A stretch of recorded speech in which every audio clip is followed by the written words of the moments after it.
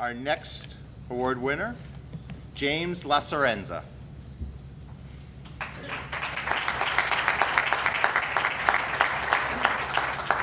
James Lacerenza believes deeply in everyone's right to live life to the fullest and to achieve their potential.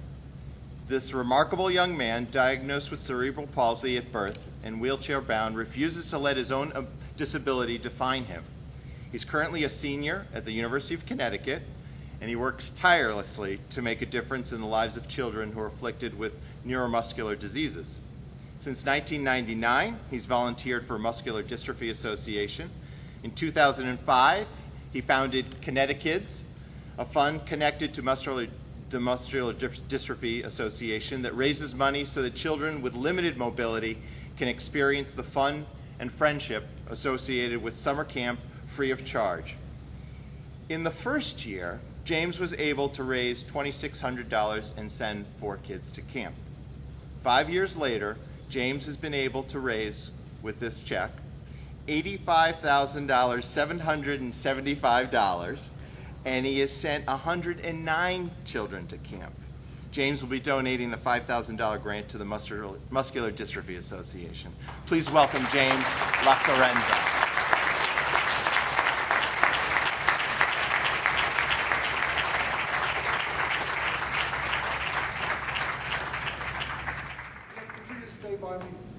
Stay by me, pal. Come here, come over. This thing on? Okay, the battery's working this. Ladies and gentlemen, normally when I speak, I don't write down what I'm going to say, but Nick told me that I only had 2 minutes until the Oscar Orchestra started to play me off, so I'll keep it short. I gave you 4 minutes. Well, let me just put it to you this way. If you cut me off, I'll run you over in the wheelchair, because I know. First of all, I'd like to, on a serious note, I'd like to thank you, Nick, and everybody in Bank of America for giving me this honor.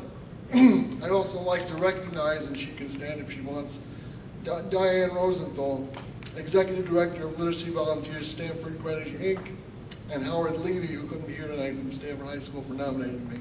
Diane, would you please stand?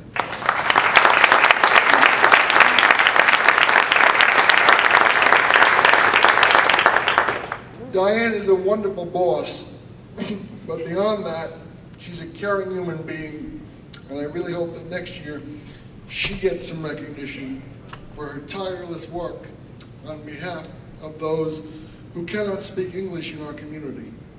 Howard's been with me since day one, almost 7 years ago, when I said, you know, we really should start something at Stanford High where the kids could give back. Here we are, 7 years, 109 children, and as he just said, $85,775 later, and he's still my #1 cheerleader. I thank them both.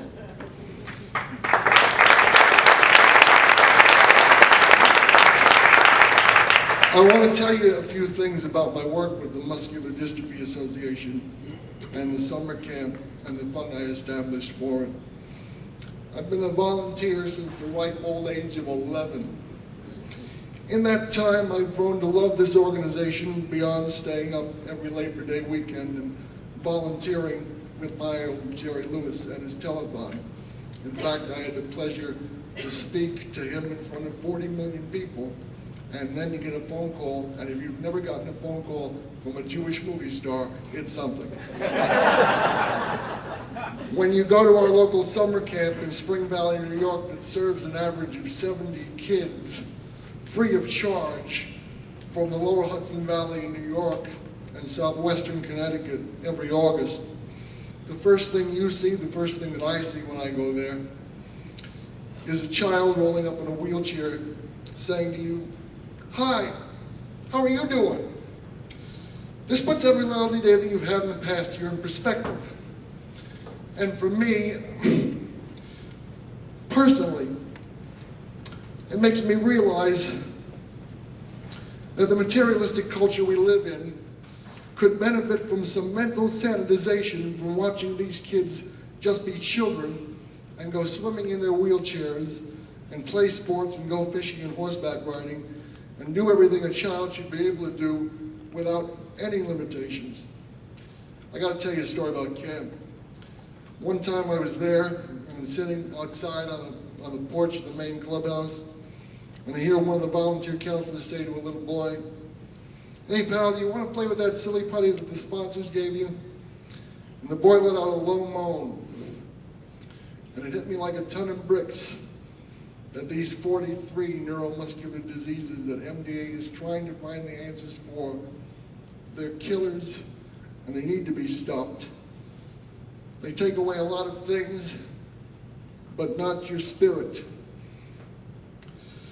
And as he sat there and began to smile and play with that silly putty, I said to myself, I've got to devote my life to this for as long as I'm breathing and even after I'm in the ground. I'd like to close with this. For nearly 7 years, I've been one man asking friends, high schools, college campuses, businesses, banks, restaurants, our Mayor Mike Pavia, anything living and breathing to help me help these kids. And while I won't stop by any means, when my friend and New York host Tony Orlando gave me a call this past August and said, "James, I want you to do some things for yourself this year, including not going to the telethon and camp because you've exhausted yourself from working so hard all these years." I took and am still following his advice. I'm happy to say that I'm on a special diet and I've lost a considerable amount of weight. I bought some things which in 20 years will have no personal value whatsoever, but it felt good. But now I need everyone in this room to understand that while I take care of myself so that I can continue, I could use some help in keeping this going, because it's very taxing on your emotions and your energy, and I give it everything I've got, which is what I intend on doing.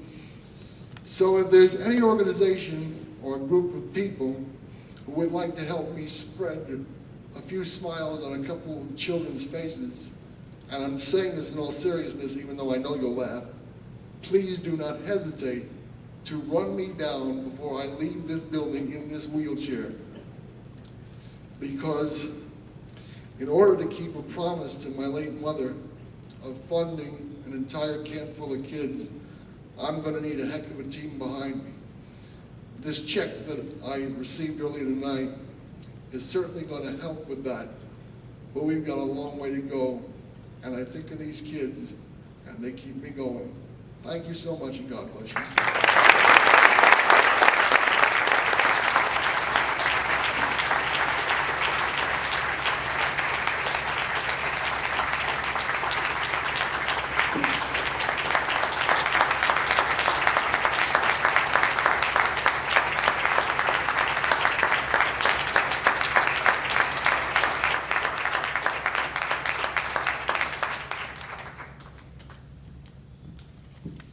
You know, James, I would never want to take you away from your work with muscular dystrophy, but, you know, after your time at UConn, there might be a sales manager job at the bank we might be able to find, because I'll tell you, he leaned over to me and he said, you know, I wouldn't be adverse if you put another 0 on the end of the check.